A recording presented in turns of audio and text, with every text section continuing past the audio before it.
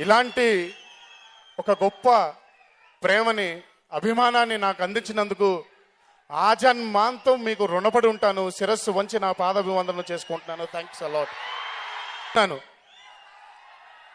ఇలాంటి ఒక గొప్ప ప్రేమని అభిమానాన్ని నాకు అందించినందుకు ఆజన్మాంతం మీకు రుణపడి ఉంటాను. శిరస్సు వంచి నా పాదాభివందనం చేసుకుంటున్నాను. Thanks a lot.